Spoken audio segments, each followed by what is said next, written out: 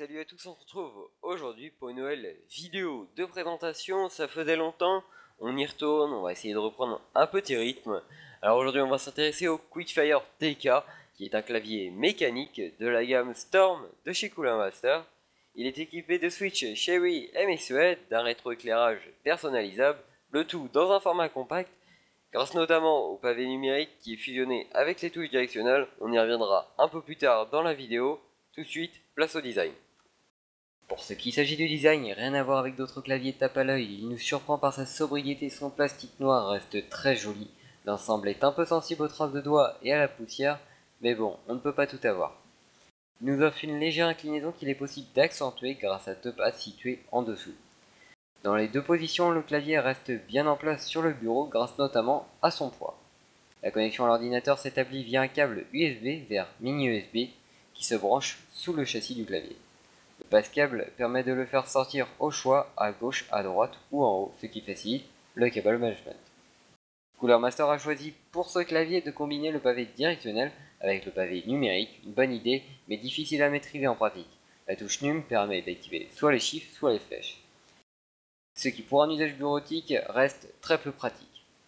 Seule la fonction de verrouillage des touches Windows ou des touches multimédia sont dédiées aux joueurs, aucune touche de macro n'est disponible. Côté raccourci multimédia, on retrouve Play, Pause, Stop, Précédent, Suivant et la gestion du volume. Le tout est accessible via la touche Fonction.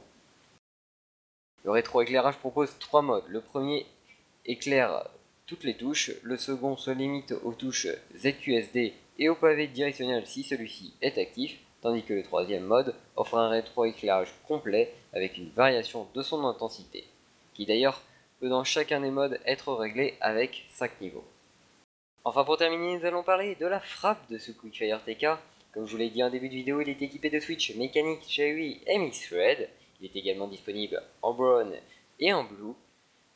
Moi personnellement, le Red m'offre une frappe très agréable pour un premier clavier mécanique. Après avoir, j'irai tester plusieurs switches pour voir lequel me convient le mieux. Je vous invite aussi à faire de même. Quand il s'agit du bruit, ça reste un clavier mécanique, donc on entend quand on tape un texte, quand on joue, ça fait du bruit, mais il reste relativement silencieux pour un clavier mécanique. Après, c'est sûr que ça n'a rien à voir avec les claviers à membrane. En conclusion, le Cooler Master Quickfire TK est un très bon clavier mécanique compact.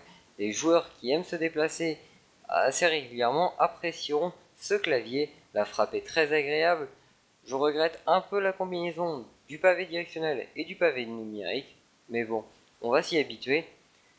Si vous souhaitez l'acheter, si vous souhaitez plus d'informations concernant les caractéristiques techniques, je vous mettrai un lien vers sans doute Top Achat ou LDLC, je verrai bien dans la description. Si vous avez ce clavier, si vous avez des questions, n'hésitez pas à les poser en commentaire, n'hésitez pas à laisser un like et à vous abonner si ce n'est déjà fait.